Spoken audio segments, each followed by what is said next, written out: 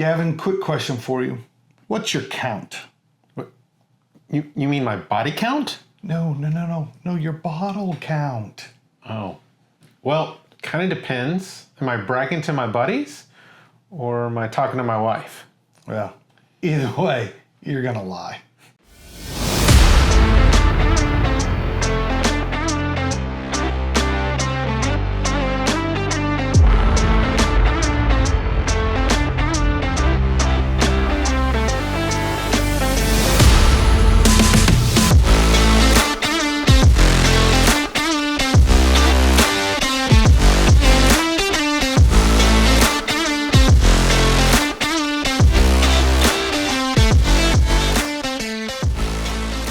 Welcome everybody to this week's episode of the Noble Dram.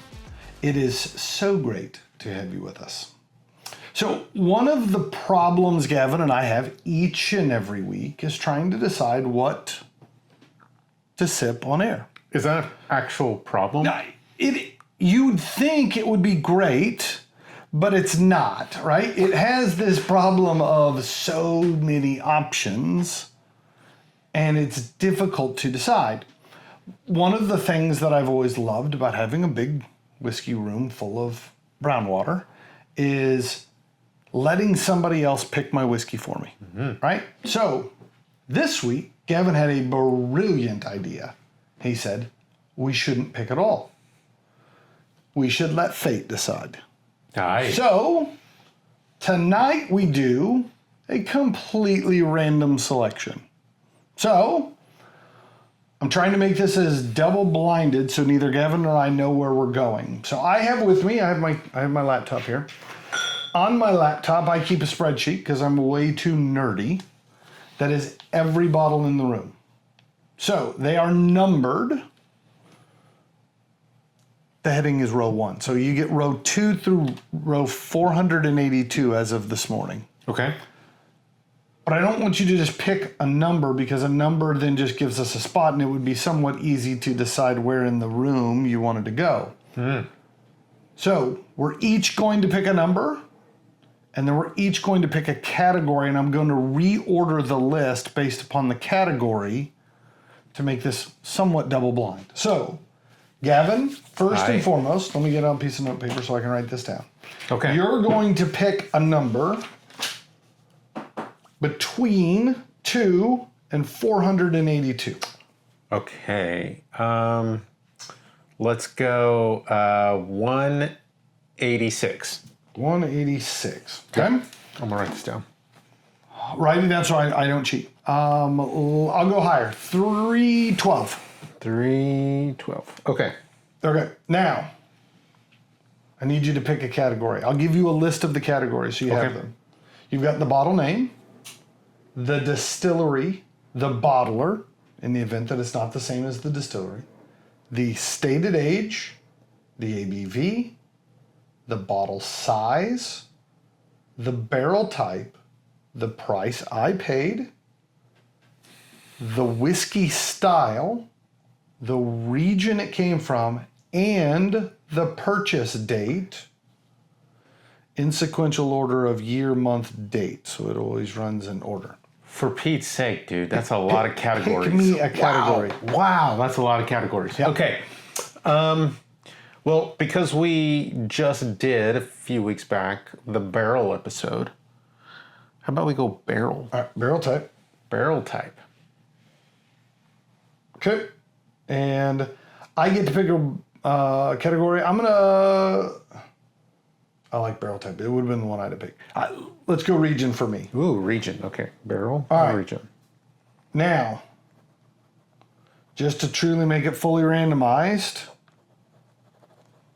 we're going to do barrel type ordered from Z to A, and we'll do region from A to Z. Okay. Okay? Okay. That makes sense. Z, Zeta to Alpha, Alpha to Zeta. Okay. Let's see what we get here.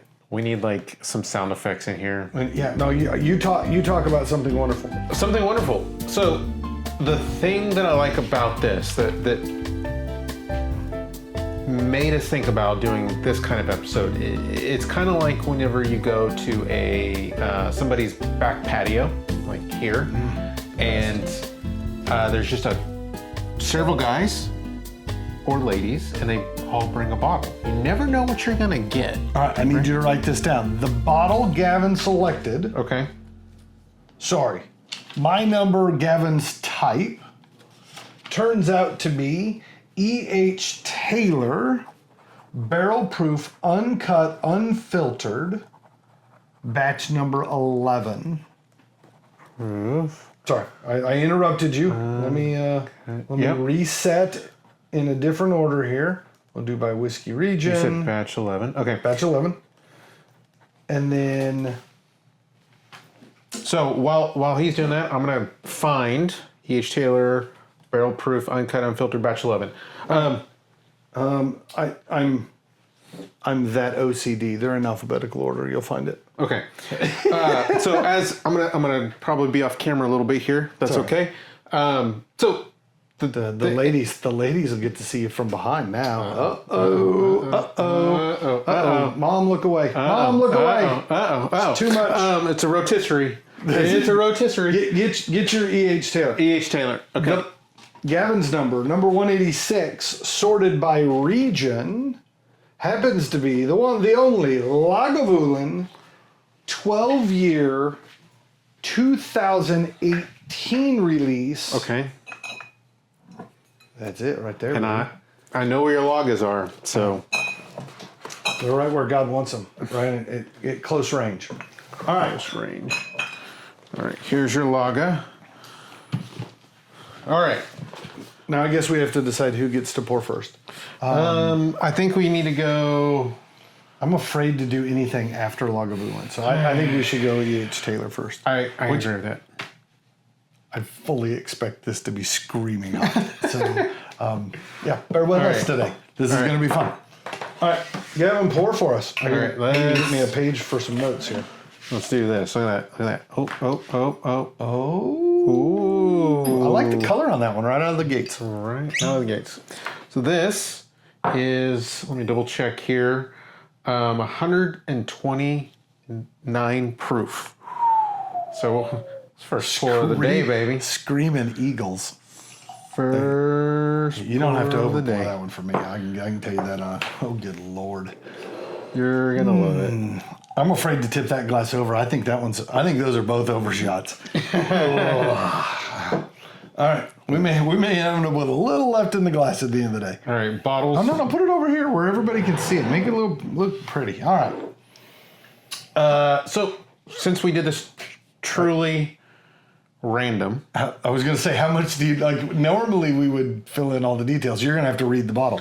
yeah. So this that we know of, right? Because we've had E.H. Taylor on the show. You're right there. Sorry. Buffalo Trace Distillery. This should be mash bill number 1. I believe this to be the Uno. Yes. Let's see. No age statement. But there is some things that we've learned on doing some research on some other bottles. There's some rumors out there of what people think go into this bottle. But I hesitate to say that because I don't know if it's true or not. But yeah. It's never stopped us before. All right. We often say shit that I won't say no is untrue, but we have no basis by which to believe it to be true, but we just like the story, so we say it. So I think that somewhere between like 8-ish years, maybe a little younger, somewhere right around there. Probably 6 to 8 years or something. Oh, high in the rick house too. This one has gone up in heat. So, as I was mentioning, kind of the antithesis of this was to go back to how we started the podcast and really being on the back patio and bottle shares and all those kind of things. You never know what's going to happen and the random nature of a bottle share. Also, thinking about going into a bottle shop, right? And you're walking down the aisle and you may not know what you're going in for. Or maybe you do, somebody mentions something in passing of, hey, there's this bottle. If you can find it, go get it. Yeah, one of the let's start with this. One of the things that I think happens when you don't have very many whiskeys, you don't want to take a flyer on something you've never heard of or never tried, because God, if you get home and it's not good, it's one of the 1 or 2 bottles you have, like that means you gotta suck it up, Buttercup. Yeah, I was gonna say put on your big boy pants and get after it. So I will say, at least for me, in my own personal journey, it wasn't until by definition, I had a collection of whiskeys that I felt comfortable to walk into the store and just kind of take something off the shelf. Or like I've heard of those guys, but never tried anything. Let's give it a shot, right? And truly take a flyer on a bottle. I mean, it's a whole lot easier when you're on somebody's back patio and they got a bottle and you're like, well, I'll take a splash of that. It's not costing me anything, and if I hate it, I just pour it over my shoulder. Like, that makes life a whole lot less daunting. Absolutely. I've taken a lot of flyers over the years, and that's a hot one. It's hot. It's for the first pour of the day, and it's early in the day for us. It's not morning. It's not morning. We are past the noon hour today. Actually, I this is not my first pour of the day. I guess I should fess up. Oh, good Lord. This is what happens when Gavin doesn't have anything to do during the day. He just gets to drinking. I went and got a little hair trim, and my barber poured me... There are worse ways to get your hair trimmed. So I go to the barber just so that way I can have drinks. Yeah, it makes perfect sense to me. Yeah. So, question that often comes up: how familiar do you feel like you need to be with a bottle before you're willing to spend a set dollar amount on it? I.e., I assume there is a line, if you were charting this out, as to, do I know if I like it?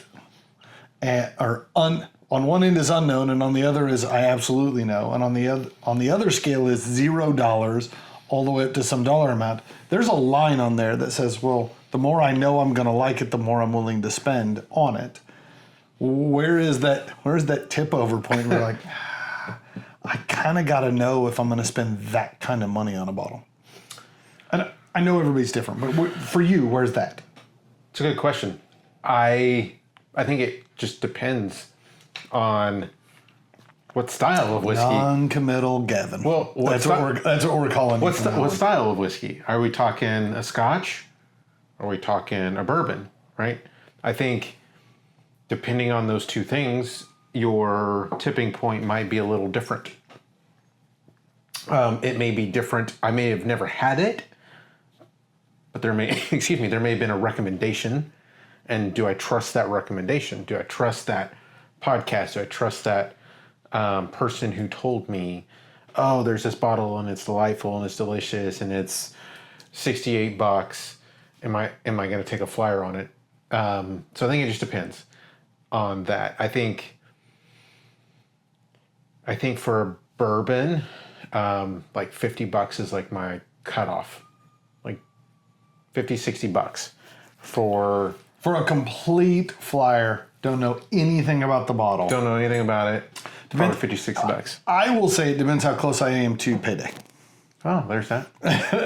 On the Friday you get paid, like, screw it, throw it in the cart, let's do this, right? 14 days later, when you're like, I don't get paid till tomorrow, I probably should hold off a little bit. For a Scotch, we just had to replace the water heater at the house. Probably better put that one back, right? Those unexpected medical bills will get you. Yes, we had a buddy who said, I'd love to have 2 bottles, but I just had an unexpected medical bill. Better make it just one. And then for a Scotch, I feel like it goes up a little bit more. We're probably pushing $80 for me to say I'm going to maybe take a flyer on it or not. Yeah, I mean, so often you're picking a single barrel or a single bottling, or it's a limited release. So it is ultimately a dart throw, right? Right. But But you hedge your bet by saying, I've had stuff from that distillery, I've had stuff from that region, I've had stuff of that style. You're always kind of hedging bets. But the truth of the matter is, with a few small exceptions, I don't often go back and buy another one of the same bottle. Right? Okay. There are some staples. Hang on.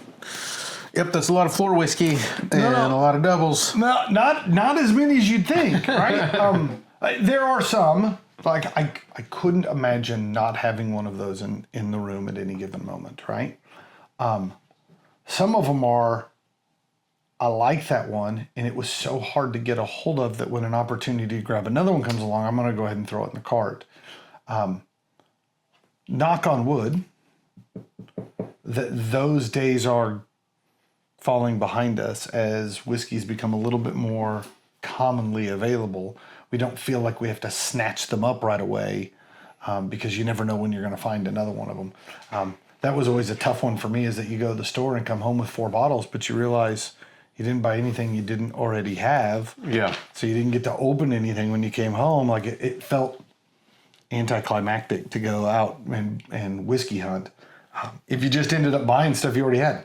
Do you ever feel like whenever you're drinking on a bottle or 2 or however many, and you've got just like what's your limit before you're really like, okay, I just got to finish that bottle? Is it, you get just a couple pours left? Are you kind of like, well, it gets to this point and you've got to finish it because now there's air in it and all the fun things? I'm not saying that over an extended period of time that the whiskey does not change and does not oxidize, it does not off gas lighter compounds. I get all of that. There is this, like, the little devil on one shoulder and the angel on the other shoulder, right? And one of them says, it's just taking up space on your shelf. You've got other whiskeys you'd like to get out and on display and you'd love to open, and you need to finish it. And then on the other shoulder is like, yeah, but what if next week, that's the day where you're like, I wish I had one last pour of that. Like it would make sense to save it. And so for me, I waffle back and forth. I tend to save those for a period of time and then realize I've got 6, 7, 8 of them in the room. Like it's time to rotate the stock, so to speak. And we'll have guys over, and the intent is, guys, if you open that bottle for a pour, you drink the rest of that bottle. Get rid of it so it can get out of here. Once we get down to 1 or 2 glasses left. I'm not trying to be non-committal here. But yeah, you're being me right now. No, it's what I'll say is there's a period of time where I feel like I want to hold on to them, like I don't want to lose them, so to speak. Right. And then at some point you realize they're just collecting dust and it's time to move them on. It's like your old baseball card collection, or insert whatever hobby you had in your teenage years that you're like, I can't get rid of these. We've still got tubs of Legos from when I was a child, right? They're like, well, no, we're not going to get rid of those. When you were a child. My boys are now old enough that they don't play with Legos either. And it saddens me because it was like one of my favorite things to do was sit and play Legos with the boys. Legos are pretty fun. I mean, even as an adult, Legos are pretty fun. I get it. The problem is as you get older, your creativity of Legos wanes and you just build what it says to build. And some of the best things I ever made was just me making spaceships in the basement when I was a kid. Yeah, we make a lot of castles and things like that in our house. So when you were walking down the aisle, so you asked me kind of Normally the guy stands at the front. She walks down the aisle, but go on. Well, whatever.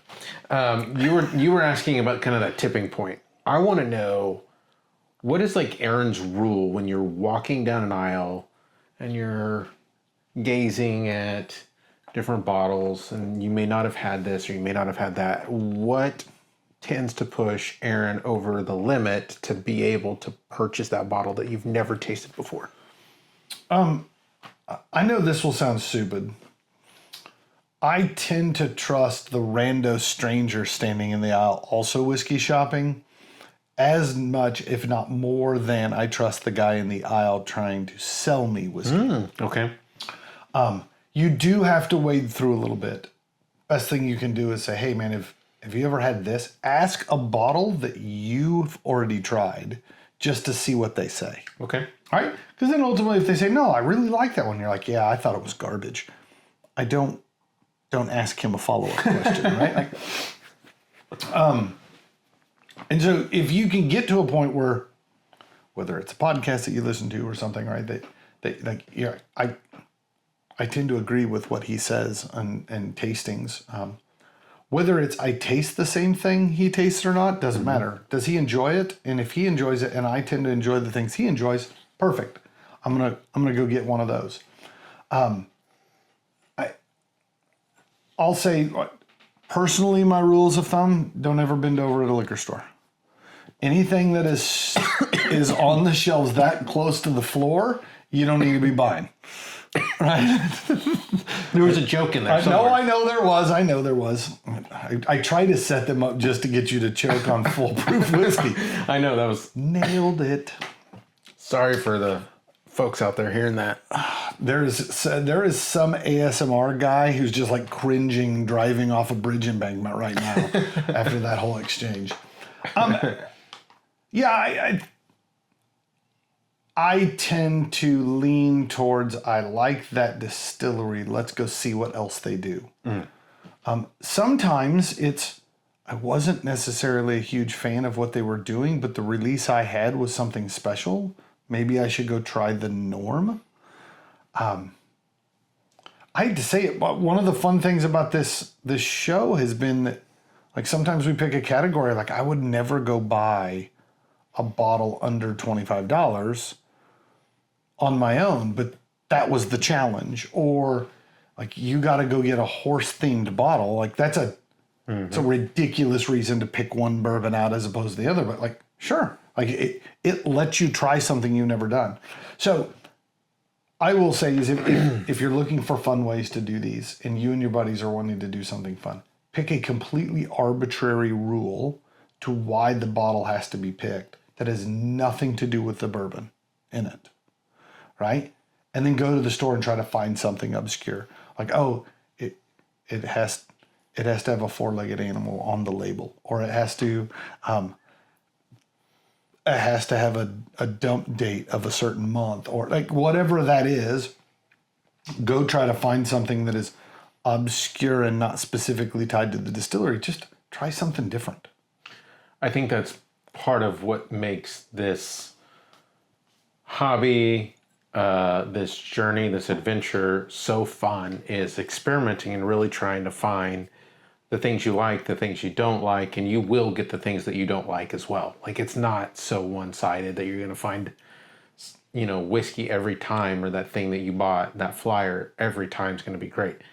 I'm not saying that, because I have bought some flyers that were not great, and but I'm not a quitter, and so you always should have a bottle that is perfect for mixing with Coke when you have a buddy come over that's what he drinks, right? Exactly. You should have whiskeys on your shelf. They're like, adding simple syrup to that one isn't going to hurt my feelings. Pouring it with Sprite in a glass and floating in the pool with it, that's fine. Like, there are days in which you really want to delve into the whiskey and critique and really get lost in it. And there are other days where you just want to drink and hang out on the boat or by the pool or wherever, right? Like, it's okay to have bottles like, I'm just going to set that one to the side. That's a go to a friend's house bottle. that's going in the bag to take. Do you have an already stocked bag of shit I don't like that I just anytime somebody's like, hey, you want to come over and grab a drink? Yeah. Grab my bag. That's awesome. There may be one in there that's like excellent, and the other ones are just, And you get there and there are people like, oh my God, you brought the water. I was like, oh my God, no, you got to try these other ones. Yeah, look at this one and look at this one. You come up with a really bizarre backstory to how great it is. I was hunting in the Sahara Desert and I found this. I ran into a cardiologist one day and he was telling me about how a guy, he'd saved his life and he bought him this bottle and he was amazing. And so I had to go get one. Oh, that's funny. All right, do we want to talk about this one? Yeah, let's talk about it. I'll be honest, it took me about 8 sips to get to the point where I could smell or taste or pick up on anything. All right, so I guess normally you pick a bottle or I pick a bottle, but in this instance, we neither really picked a bottle. We just kind of got it selected for us. So I guess this one classifies as yours, so I'll go first. Yeah. Is that? Yeah. Okay. Yeah. I poured it, so right. I like it. So I will say on the nose, even from the beginning, the amount of caramel and butterscotch on the nose was just lights out. It took a lot of air to cut through the burn, for sure. I'm still getting choked up. Yeah, I mean, you can't put your nose in the glass and just, take a big schnoz right through. You need to leave the mouth open and do some heavy breathing to just kind of dilute everything down. But the other thing that as I sat and came back to it repeatedly, vanilla cream icing. Like it's got vanilla and cream, butter and caramel. Were you like reading my notes? It's dessert. Or It's what? dessert. No, it's delicious. It's a warm dessert. Let's just put it that way. Like if they brought out a sticky toffee pudding and the goo that came out of the middle of the cake tasted like that, lights out. I'm done. My wife and Give I did. them a Michelin star. Yeah. My wife and I went on a date night on a couple days ago, and we had some celebratory things, and they just kept bringing out basically free stuff for us, which was great. They started out with like free champagne, and then they came out later on with free dessert, and they gave us. Wait, what did you tell them you were there to celebrate? I want to do this. Well, I can't tell you. It's a secret.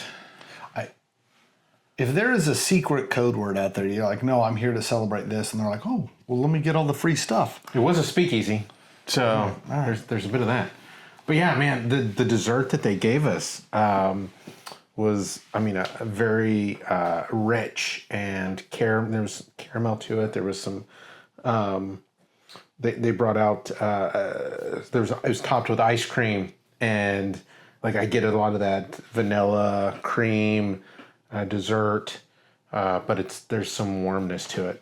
I think the butterscotch does show up in this.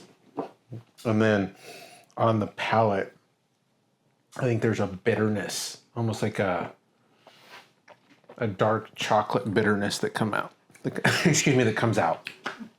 Yeah, kind of at the end of the palate, not so much the beginning. I get a lot of cinnamon on the palate. It reminds me, not quite the sweet cinnamon of like candy cinnamon, but like big red gum kind of cinnamon. It's not atomic fireball hot. Like part of that is proof, right? Like the heat of the proof coming through. And I also get just a smidge of like a dark brown sugar. The first thing I wrote down on the palate though was heat, right? Especially in the first couple sips, you're like, whoo, whoo, whoo, whoo. That one lights the tongue up. The eyebrows are You're sweating over there? sweating a little bit. Goodness. All right. Now, but to me, I think where this one really separates from a lot of other bourbons is the finish on this is extremely long. It does run from these big, bold, sweet, vanilla, cream kind of things and runs into a soft oak that carries out for a long time. The sweetness never really fully disappears, but it really does kind of turn down. And then, like, even still, it's been several seconds since I had a sip, and it's still there. It's still there. Yeah, I think it is long, lingering, to use those kind of words. I think that Those kinds. Those kinds. Those kinds. You know who you are. Those kinds. Because when we talk about finish, those are, we talk short, medium, long, lingering, warm, big hug, and using all those buzzwords. I think this to me on the finish gets a little bit of a kind of a leathery note. I can see that a bit. Just a little bit. That's where you got. The longer I think the sip sets on your palate, the more pronounced the oak is on the finish. But yeah, I sometimes oak, and then to me, when I think leather, there is like a richness and oakiness that go together that kind of create that leather note. So yeah, I totally understand what you're saying. You ready to give it to a number to it? Are we giving numbers? I think we should give numbers. You want to give numbers? Okay. All right. It's a blind number, so go like this. It's ridiculous. I wasn't even thinking of a number yet. Well, you start thinking about a number, and I'll share one more fun thing about having a whiskey collection. Okay. Well, because I've already written my number down.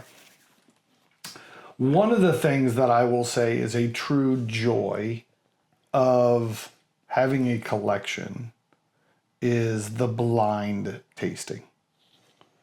If your whiskey closet contains one bottle, the tasting isn't very difficult.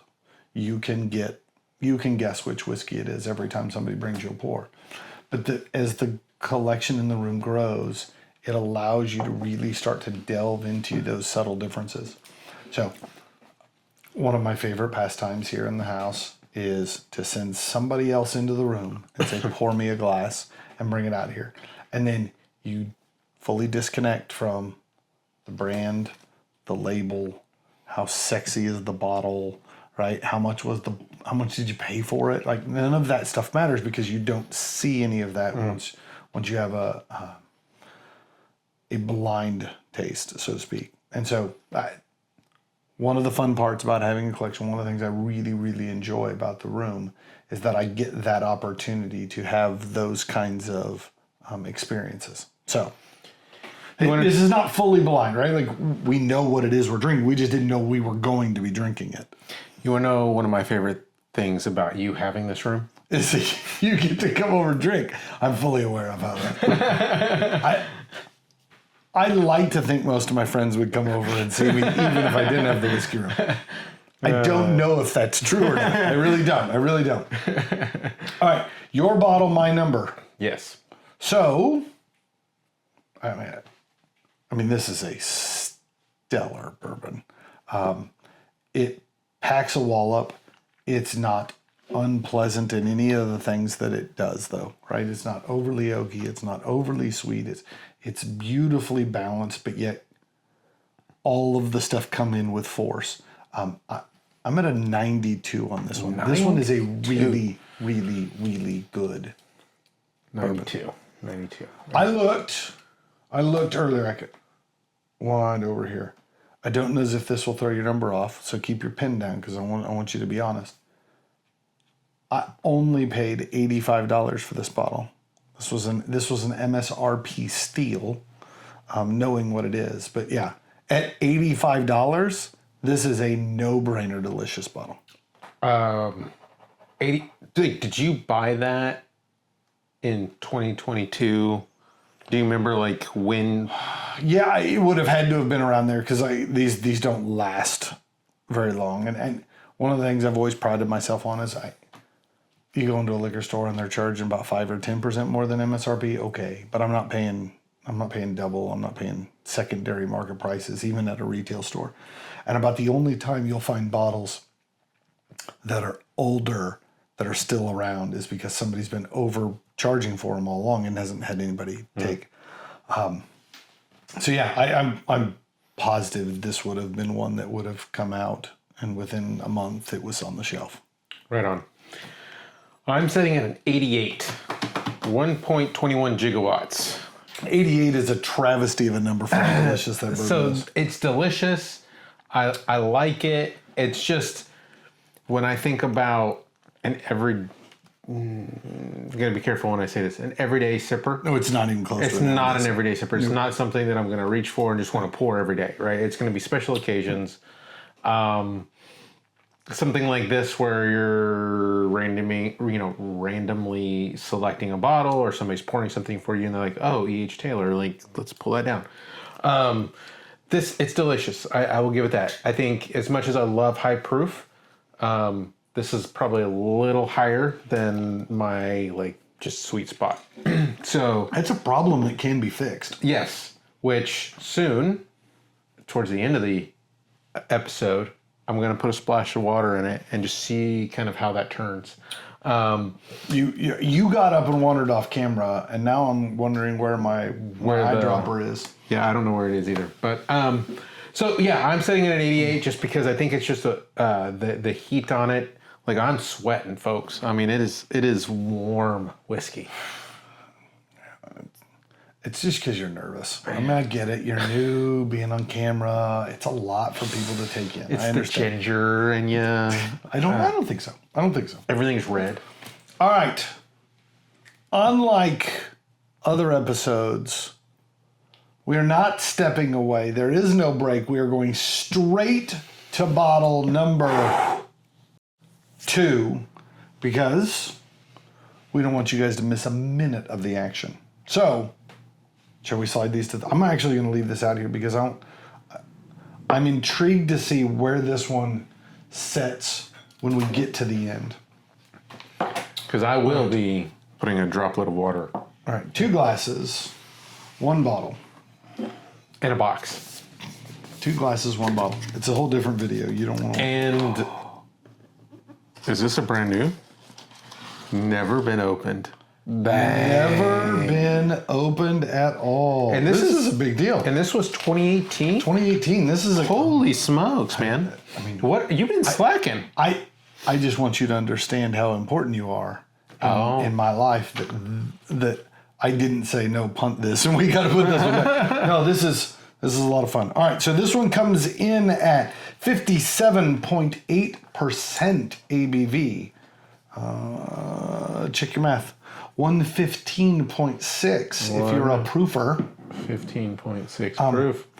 Not surprisingly, the Lagavulin 12 2018 release is a 12-year-old. No kidding. That was released in 2018. Any other stats on this bottle? I haven't gone and checked to make sure that's true, but that's the way I understand it. That's what the label says. There's part of me that was nervous about losing a cork. No. We're going to get there. All right. So. I'm waiting. I did. Smell the goodness from here. Oh, my Lord. All right. So I did look when Oh, my Lord? Is that what you said? That's something there are else. a few things that can give Malort a run for its money, and it is one of them, for sure. All right. So. This is their cask release. They do an annual cask release. So cask strength, I should say. That's where we get this to be much more than the typical 43, 46 kind of thing that you tend to get out of most scotches. I mean, right off the bat, like, even with just a little bit less in the glass, you can see, good Lord, that's a Gavin pour for sure. You can see how much darker the bourbon was. I don't know the barreling. I wish I knew the barrel. I mean, even in a brown bottle, it's still not as dark. So what I will say is, I did look when we were going through. One of my columns is how much did I pay for it, right? So this one came in at $150. okay. Holy cow! Now that's what you paid for, or that's MSRP? No, that's what I paid for. I don't know what MSRP is. Okay. Right. I'm assuming now getting a hold of 2018 would be really expensive, except for we already opened it, so now it's not worth anything but the whiskey. But the goodness that we get to enjoy. All right, so I kind of want to do a shift. We've talked a lot about kind of the randomized side of things and what a collection can do to your need to randomize, or willingness to randomly pick models, maybe would be a better way to put it. So I want to spend a little time talking about what makes a whiskey collection. Or selection. That was exactly where I was going to go. Because my wife often says, no, Aaron's a whiskey collector. And I was like, I am not a collector. I'm a connoisseur because I drink the whiskey I have. This is not a museum and a trophy room. This is a working test lab of deliciousness. Oh, goodness. Oh, God. We're going to rename the room Test Lab of Deliciousness. I love it. So one of the things...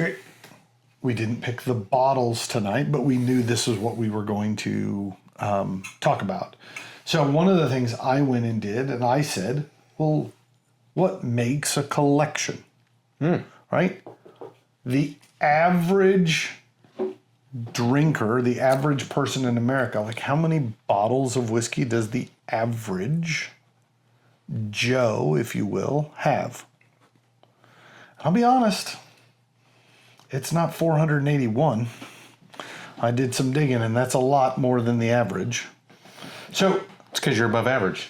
Let's start with this. Statistically, depends on where you go find your numbers, somewhere between a third and half, okay, somewhere in there, of all adult Americans don't drink at all. No beer, no wine, no whiskey, no rums, no tequilas. I don't even think they sniff paints. I don't know what they're doing. Are they lying? I don't know what they're doing. Are they lying? If you asked my doctor, I don't drink as much as I do. They know as much as you tell them. So then it becomes really tough to, like, all the statistical accumulating groups, right? Like, it's hard to get this as to, like, how many bottles of whiskey does the average American have. Mm-hmm. But what I did find is a handful of estimates. It said the average casual drinker, so this is eliminating the people who don't drink. We're only looking at drinkers. Okay. The average casual drinker has between 1 and 3 bottles of whiskey on their shelf. I'd say that's pretty casual. Yeah, if you were casually dating, it feels like more than 3 bottles, right? Like, I'm just saying. They say what they were calling home enthusiast, or the guy who's got the home bar, 5 to 15 bottles. 5 to 15, okay. And that a true whiskey hobbyist or collector, connoisseur, whatever word you want to put to it, would be more than that, 20 plus bottles. So I find it fascinating that I have roughly 250%, no, 2,500% more than the average household. It's a lot. I get it. I got a lot, right? Like, I understand that. But so 250 times as many as the average. So with that being said, how did you venture from being maybe that beginner 3 to 5 bottles to hundreds of bottles? Yeah, I mean, I think even when I thought of myself as a whiskey drinker, I still was in the 5 bottles for a long time. And it was mostly because you bought a bottle and you're like, well, I only got half a bottle left, so I'll go to the store and get another bottle, right? And you never felt the need to have more than that because you always had a whiskey available to you, right? And it wasn't until I actually began to kind of delve into differences in whiskeys, and I was like, man, there's a lot of different stuff going on here, right? Like, these aren't all the same. They're not all just quote unquote whiskeys. There's a big variety. So for me, it happened to be my 40th birthday. All right, my wife threw a great big surprise birthday party. It was all whiskey themed, with a whiskey shaped cake, looked like a bottle of Sazerac rye. I mean, it was tons of fun. And I don't know if this was on the invite or not, but everyone showed up with a bottle of whiskey. That was the theme of the day, and so everyone brought one. And so my whiskey collection went from about 4 or 5 to about 45 in one evening. And to your comment on whether or not you take a flyer on it, when your collection is only 3 or 4, you want to make sure every bottle you get is a good one. You're not willing to risk a stinker, right? And so for me, once I had this large selection, then you'd finish a bottle and like, that one was good. I should go get another one of those. But while you're at the store, you're like, well, I'm already getting one I know I'm going to like. Well, maybe we'll try this one over here. And a lot of that was, I fell victim to the sales guy who told you to get walking stick. And then you're like, why would I buy this again, right? And then every time you go in, they're like, have you tried this one? Like, yes, you suckered me into that one last time. Sorry, walking stick. But yeah, it ultimately kind of pushes you into a comfort level of trying things you otherwise wouldn't have tried. Maybe that's the best way to put it. So I've laid my cards on the table and said my bottle count. If you were guessing, I know you don't know right off the top of your head, or I assume you don't. Do you have a feel for where you fall? I'm assuming fully within the hobbyist section of more than 20. Yeah. So my app that I was using, I'm not going to say it. Unless you want to pay us. Unless you want to be pay a us. Sponsor, and then we'll start using except it. for my app stopped working about If 4 you have months a different, ago. if you have a different app you want us to start sponsoring, he'll move all of his info over. So I haven't started rebuilding it, but I'm right around 140, 150 bottles. Yeah, I mean, well above the quote unquote average. Yes. Yeah, I mean, it's.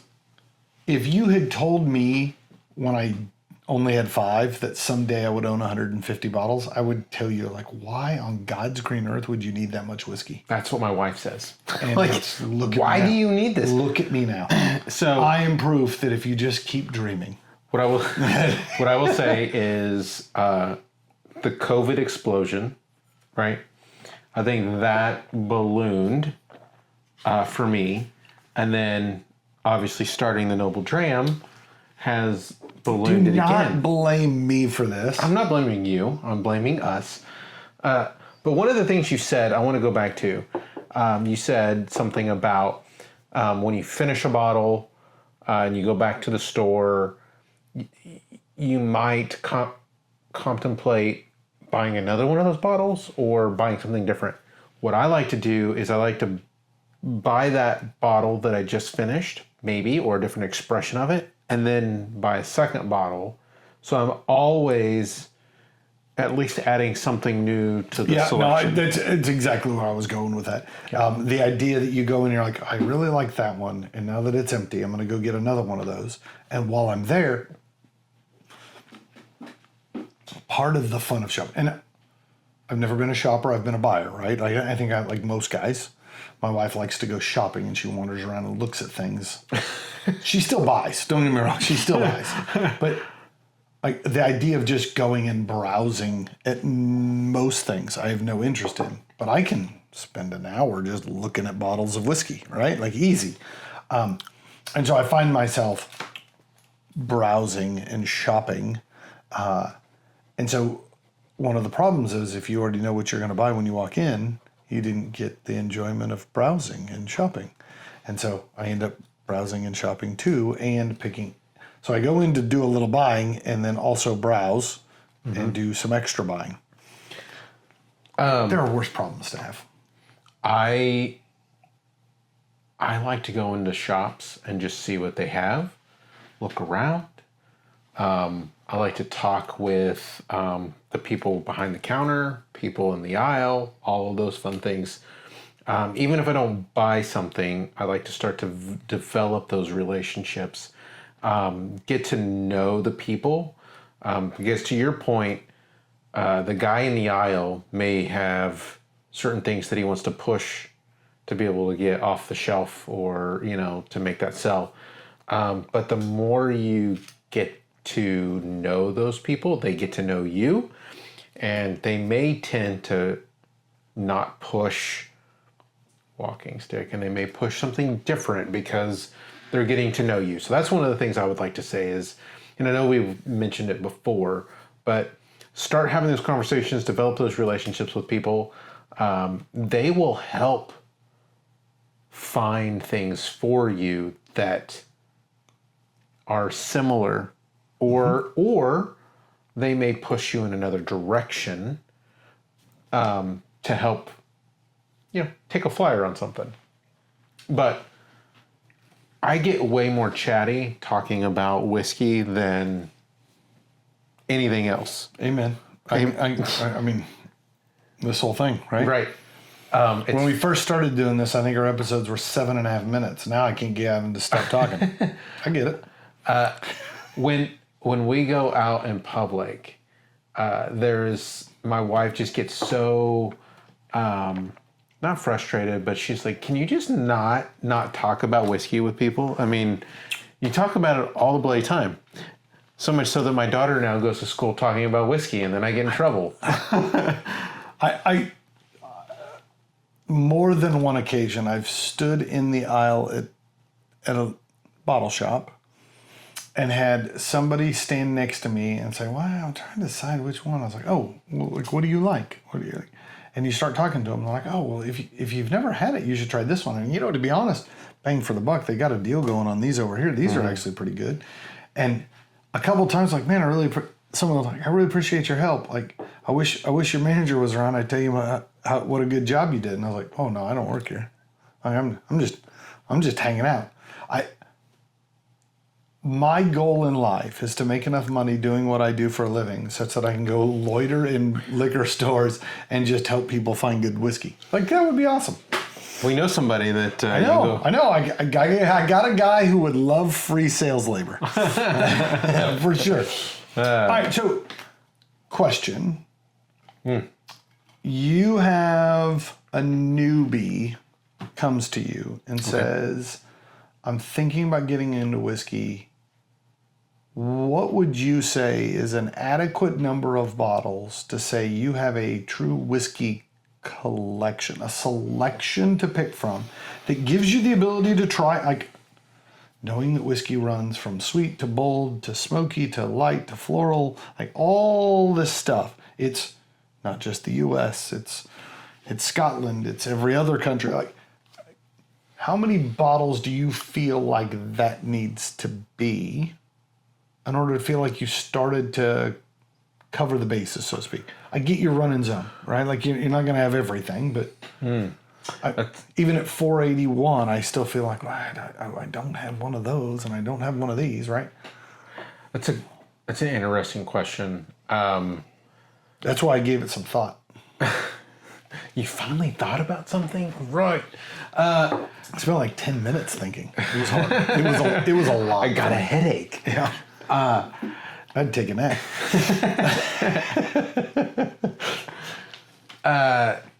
Good question. I think it would be interested. What I would love to know before I answer that, I'd like to know what people out there think is an appropriate number to be a whiskey selection if you're a hobbyist or enthusiast or a connoisseur. So let us know in the comments, because I want to know what the general public thinks. For me, I mentioned it before, my whiskey journey, adventures started in Scotland. So Scotch was pretty much all I had on my shelf until we moved to Texas. And then starting to venture out, do some different events around Houston and around town. I started buying some bourbons and some American whiskeys. And at that point, the few bottles of Scotch that I had just continually started growing and growing and growing. But if I could give a range, I would say anywhere between like probably 10 and 15 is a good number to say you've got a level of understanding and different expressions and different types of whiskey from. I mean, if bourbon's your thing and you just want to drink all bourbon, you only need 4. No. So it was actually a trick question. The answer for how many bottles of whiskey should one person own, and it is one more than I currently have. Right? Always one more. Always one more. I'm with you, right? I think I'm gonna jokingly, I actually did sit down and give some thought to like what would be the minimum number of bottles that I would say that you need in order to cover your bases. Okay. And I'll say what I did is, okay, if I really honed down, right? Like this is no frills. I got down to 11 bottles. But 11 is a funny number. So I said you should do a dozen and have one wild card. And then you're a baker's dozen at this point. We can have two wild cards, right? It's like the MLB playoffs. Yeah. Right? All right, so hear me out. This is my thought process. Okay. For where I came up with 11. I think Stranger Things. No. I actually figured it. Like I wrote them down. There's 11 different types of whiskey that I think you should have on your shelf. Oh, okay. So this is Aaron's whiskey shelf. Aaron's recommended whiskey starter pack. We're gonna have a graphic. No, we're not. No. I don't. Somewhere over here. I hate doing graphics. All right. Number one, in the world of bourbons, you need a wheated bourbon. I don't think a whiskey selection is complete without a wheated bourbon. But that by default means if you're going to have a wheated bourbon, you need a rye bourbon as well, right? So 2 bottles right off the bat, a wheated and a rye bourbon. I think the tendency, I think we showcase this beautifully tonight, in your collection should be an overproofed bourbon. Something that packs a little bit more punch, got a little bit bolder flavors. It can be to your palate's preference, right? But I think you need something that is overproofed. I think every collection should have a rye whiskey. One, maybe you like rye whiskeys on their own. Maybe you'd like rye whiskeys in a cocktail. Because if you're only going to have a limited number of bottles, you need to be able to multi-purpose some of these, right? Fair point. I think if you're going to expose yourself to the world that whiskey offers... I love exposing myself, so let's go. Good Lord. Well, that would explain why we can't go near that school. All right. So I think if you're going to have whiskeys, not just bourbons, but whiskeys in a larger sense, one of them should be Irish. I really do. It is a distinctly different style than you get any other place. It has its place. It's fun. One Irish. I'm going to be honest, I'm a Scotch heavy guy, and I'm going to tell you that half my list is Scotch. But it's because there's a lot of different kinds of Scotch you need to have. So, Scotches fall into 2 categories, peated and unpeated. Only right? 2 categories? On a very broad sense. Remember, I'm dumbing this down. Okay. I'm dumbing this down. Honing it in.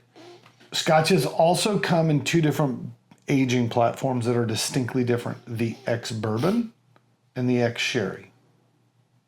So, in that matrix, you have unpeated bourbon-aged, unpeated sherry-aged, peated bourbon-aged, peated sherry-aged. Right? That's 4 Scotches right off the bat. Do you have one that marries ex-bourbon and sherry? I think depending on your love of sherry and depending on your love of the bourbon, right? Like you can play with these kind of double cask and like I will say it is harder to blend out the taste of sherry than it is to you just simply add a little bit of sherry finish and now you got sherry flavor. I'm going to say this. I think you need a blended Scotch. Right? I agree with that. You need a budget-driven bottle that is a good daily sipper that doesn't feel like you're breaking the bank when you drag it out. Or breaking your shoulder. Yeah, either way. That's a good one, right? I think you owe it to yourself to go outside of that realm and have an international bottle. Japanese, Taiwanese, Canadian, French, Welsh, Indian, like all of those, right? Like there needs to be an international bottle in your selection. Didn't we do a whole series? We did 8 weeks of whiskeys of the world. Part of where this came from, right? And then that gets you to 11. That's my 11. Okay. Give you a wild card. Double up on whichever one of those is your favorite. Pick something that doesn't quite fit into those categories exactly. Maybe it's your half sherried, half bourbon scotch. Maybe it's really lightly peated, but not fully peated. Wherever that falls, maybe it's an American single malt, right? Like one wild card to do something different, something that is really atypical to the rest of your selection. That cart is a damn fine whiskey. So you're saying 12. 12's my number. But to make a little twist, just to kind of crank it up a little bit. Don't twist it. I like 12. Just, I want to know your baker's dozen. What's that? If you were adding a 13th, Yeah. I think the default answer is you have a Canadian. It's not my preference. It's not my selection. But I think if you look at whiskey consumptions, right, Canada represents a chunk. It doesn't have to be Crown. Nothing against the purple bag, right? But there's a lot of stuff going on in Canada too, right? That you can play with. So that if you made me pick 13th, Canadian would be my 13th. All right. Do you want to know my 13th? Sure. Texas. Yeah, but Texas. you could do a Texas in any of those. Yeah, but you could do a Canadian in all of those, either of those as well. You can't do Canadian in your bourbons. And your internationals. Yeah, no, you absolutely could do Canadian in your international. Hear me out. Hear me out. The good Texas bourbons are specifically crafted to taste like they're from Kentucky. I'm just saying. It is. It's the problem. I'm not saying that there are not good bourbons in Texas. That is not what I'm saying at all. There are absolutely good bourbons in Texas. But the ones that are distinctly Texan don't hit my palate right. So I would not waste one of my 12 or one of my 13, I guess is the question really was posed. I would not put one of my 13 as the Texas whiskey. You're wrong, but let's move along here. That's fair. So I like to play, right? I'm a math guy. So I went and looked. Okay. You know, the average American household, not per person, the household Okay. spends $643 a year on alcohol. And to clarify, not the amount of booze they have in their collection at home. That's total alcohol expenditures. Okay. Now, I'm assuming that number includes the non-drinkers and drinkers alike. It's just all adults. But that equates to at-home alcohol purchases, right? Stuff to bring home and drink is $269 a year. So, I played the math. If that was 3 bottles, right? If we decided the average drinker owned 3 bottles of whiskey, if you spent $269 on 3 bottles of whiskey, that was about $90 a bottle. That felt high to me, right? Because I'm assuming if you own 3 bottles of whiskey, you also own bottles of other stuff. So I actually ran the math backwards. And I came up with $75. You make the comment earlier about what's that price point to take flyers on bottles, and you said we're anywhere from $50 in bourbons to $80 in scotches. Yep. $75 falls in that window. Yep. So if your average bottle was $75, a set of 12, my number, that's $900. You could buy one $75 bottle every month, keep a rotating stock. Every month you get a new bottle, right? Feels like somebody should have a service where they send you a bottle every month, right? I think there is a service. I'm sure there is. And if that service would like us to be one of their sponsors, we'd happily talk. Hold on. The Noble Dram. Hold on. Wrong side. No, Okay. the Noble Dram doesn't have a bottle every month. No, but if they want us to Oh, yeah, no, call us. call us. Yeah. I'll put Gavin's phone number right across the bottom. No, but that's $75 a month. That's $900 a year. I'll be honest, I think I spend more than $1,000 a year on whiskey. I would. Yeah, I think so. This is the part where I'm glad my wife doesn't watch. Me too.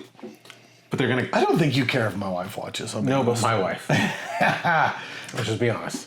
All right. I think it's time to talk Lagavulin 12. Laga 12, 2018. This one's a long time coming. I mean, 2018. We're sitting in 2026 currently. This was a risk we ran when we said complete random. We don't have any control over what we pick. I knew there was a chance it was going to be one of those really top shelf bottles. I'm like, I was kind of saving that for a special occasion, but I guess we're doing it now. What I will say is there's no good reason to not open the bottle. That's the entirety of the statement. There is no exception. There is no clause. If there is a reason to drink, there is a reason to have whatever it is. Unless there's a handy Andy around. Andy will open it even if you don't ask. Andy just comes in and starts pulling bottles off the shelf and opening them. Just to open them. I don't think he even drinks them. He just peels the tops off. He's like, there you go, buddy. That's ready. No, it's been one of my favorite parts about the room because it is not a collection. It is a selection that when people come in, you get to say, like, hey, pick something. Like, it doesn't matter. And they're like, well, let me pick something that's already open. I was like, no. If there's something in this room, you're like, I've always wanted to try that, or I've never even heard of that. Can we drink that? Absolutely, yes. I've got a couple sets of things that, like, once you open it, like, you don't feel bad on opening any of the rest of them. Okay, that's what it's here for. Every time you think, well, I'll get a full set of whatever, and then you end up drinking one of them before you get the full set anyways, and it doesn't really matter. So I don't care if it's your set of Wellers or your flight of different years releases of Macallan's. Like, drink it.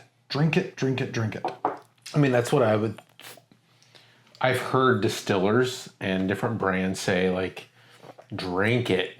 Like, I understand people making money off of the secondary market. I understand You're in trouble. I understand the thought of collecting something, right? I mean, that's one of the questions I actually had is what makes human beings collect something that they're never going to drink, never going to use? They just hoard it away. I think it's the ability to lord over somebody that they have that they don't. Somebody else doesn't, yeah. right?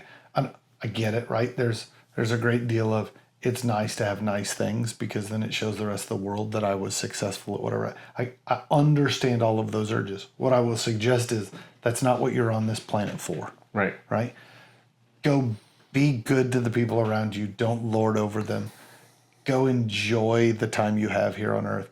The whiskey that is in the bottle is worthless. It only has value once you pour it in the glass. I think there's a saying, be noble. Yeah. It seems noble to me. Yeah. All right, we need to start talking whiskey. All right.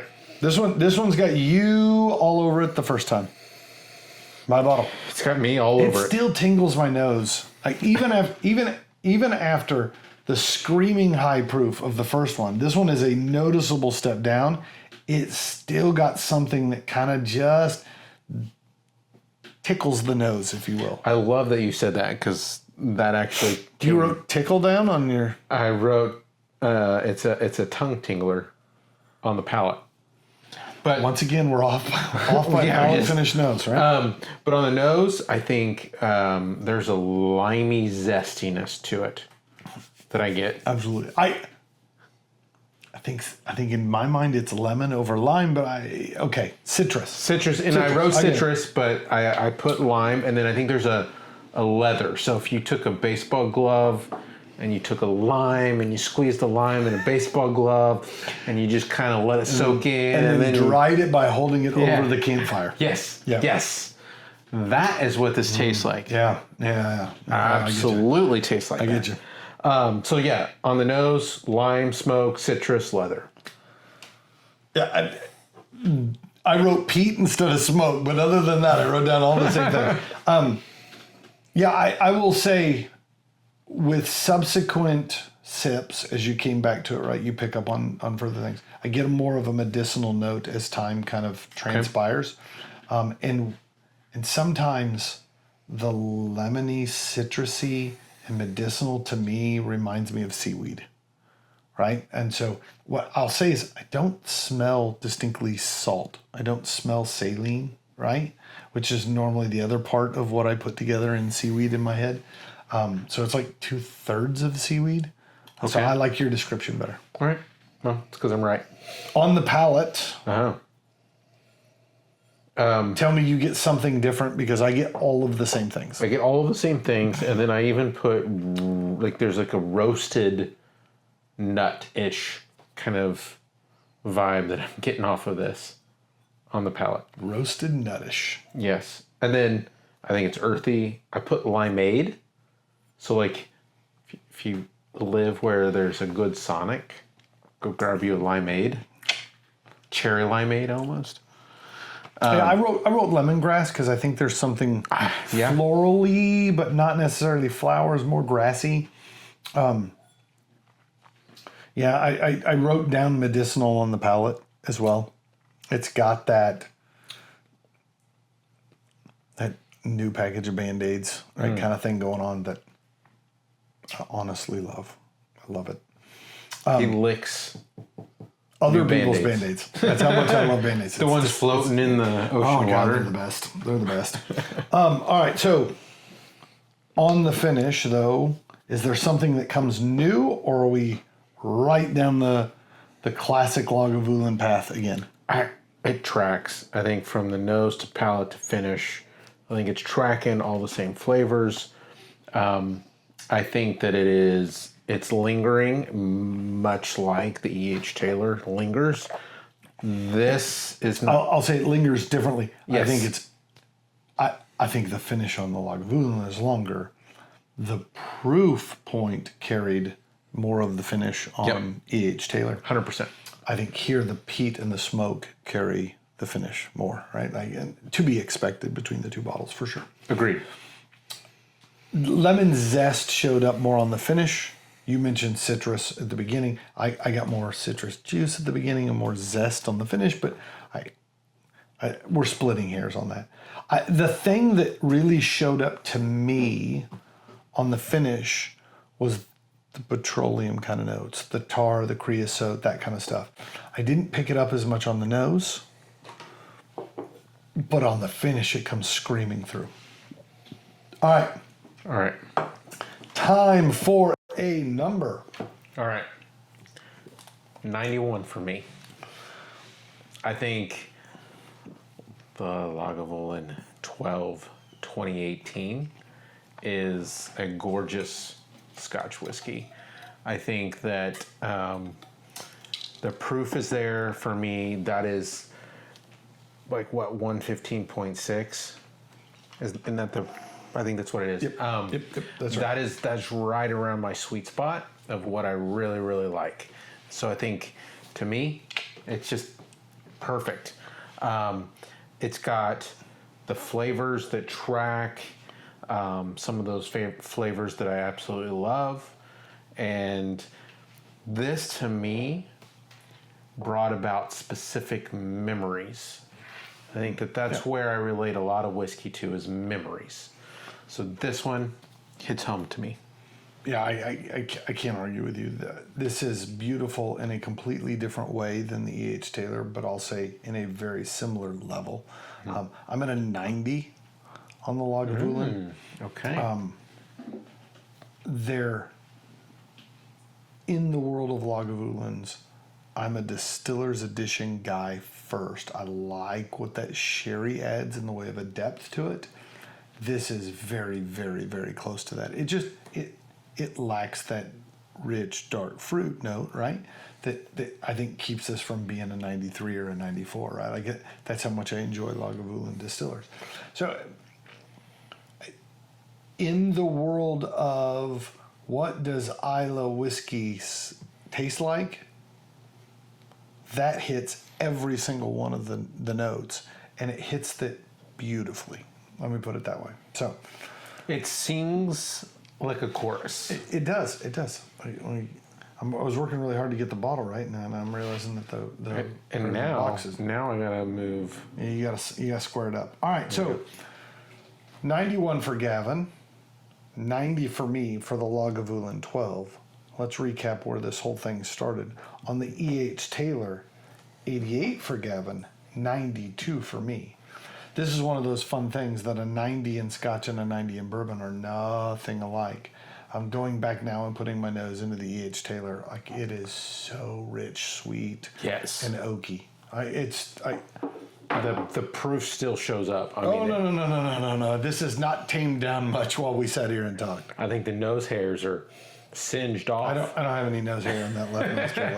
I gotta smell out of the right nostril now.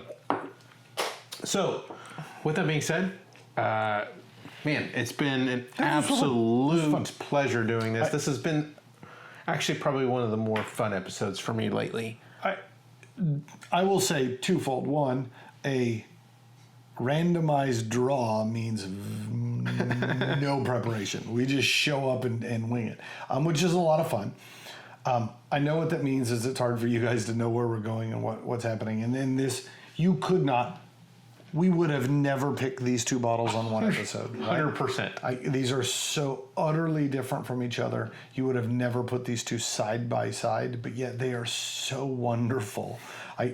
The gods were smiling on us today when they helped us pick these. So what I will say is, you have the tough call. Which one do you raise in the toast? Oh, bloody hell. You go back to dessert, or you keep with the smokiness? So pick a glass. All right, you ready? You want to do them both. I know you. All right. To everyone out there, cheers. And Slanjava. We want to thank you, our noble listener, for joining us. We believe each whiskey has a story, and so do you. So give us your thoughts by leaving a comment. And if you have a whiskey you'd like to see us share, let us know. You don't want to miss a single episode, so subscribe to our YouTube channel.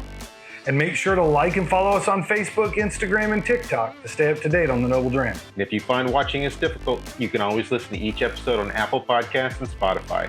As always, be noble And enjoy your dram responsibly.